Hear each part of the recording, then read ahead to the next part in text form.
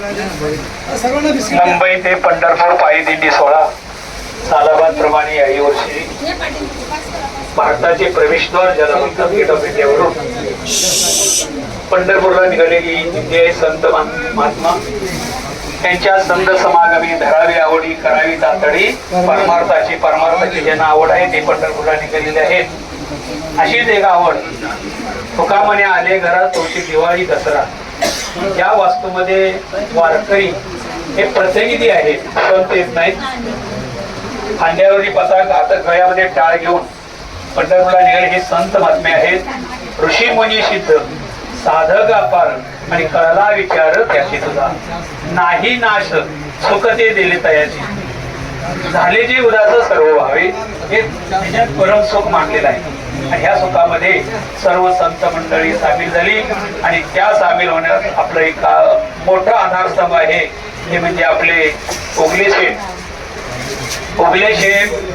खूप अनेक वर्ष ह्या वारकऱ्यांच्या सेवेमध्ये आपली तन मन धनानं सहकार्य करून आपली एक लॉरी मोफत देऊन त्या वारकऱ्यांची सोय करत असतात.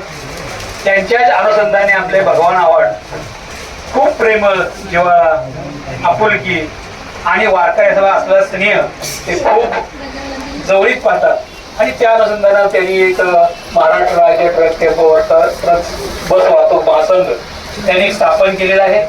आणि स्थापन केल्यानंतर त्यांचे अध्यक्ष राजेंद्र घोष सपकाळ साहेब तसेच संजय रामभक्त उपाध्याय अध्यक्ष माथाडी कामगार जनरल कामगार संघ आणि आपले सगळ्यांचे आवडते ज्यांचं कीर्तन प्रवचन आपण ऐकतो ते भगवान महाराज आव्हाड हे सरचिटणीला त्यांच्यासाठी एकदा टाळे वाजवा. त्यांनी असं सांगितलं काही नाही, मी रस्त्यावरती आहे उभा आहे, जिथे मी आहे तिथे तुम्ही आहे आणि टेम्पोच उभा केला कुठे जात आहे तुमचं आणि सगळ्यांना सांगितलं की ताबडतोब वरती या चहा पाणीची सोय उत्तर केलेली आहे. भगवान परमात्मा आपण प्रार्थना करूया अशा सदभक्ताला उर्वरित आयुष्य अतिशय चांगलं निरोगी आरोग्य राहो, त्यांनाही ते पंढरीची वाडी घडो, त्यांच्या कुटुंबियांना सुख शांती समृद्धी लाभो. चाललेले वारकरी त्यांना खूप मोठं हातीसारखं बळ येऊ आणि मुंबईपासून पंढरपुरापर्यंत पायी चालत राहो, सगळ्यांना आशीर्वाद मिळो आणि हा आशीर्वाद आपल्या वारकरी संप्रदायासारख्या इतर धर्म आणि पंथ याच्यामध्ये कोणीही मिळू शकत नाही तो आपण मिळतोय.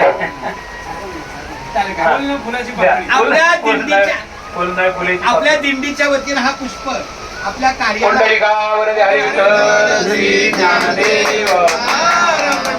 भगवान की जय असंच पुष्प फुल नाही फुलाची पाकळी जरी म्हटली तर हे अंतःकरण मोठं आहे. फुल जे आहे ते एक दिवसाचं आयुष्य आहे आणि त्या एका दिवसाच्या आयुष्यामध्ये उज्ज्वल आयुष्य निर्माण होतं. तसं फुल नसून तो सदिच्छा म्हणजे आशीर्वाद आहे, तो आशीर्वाद कायमस्वरूपी राहावा यासाठी बोललेला आहे. तरी झालेली सेवा जी आहे आयुष्यभराचं सेवा पुष्प त्यांच्या पुढची जी सेवा आहे ती आपले चंद्रकांत कारंडे आवाड महाराज करते, त्यांनी ती शो करायचे.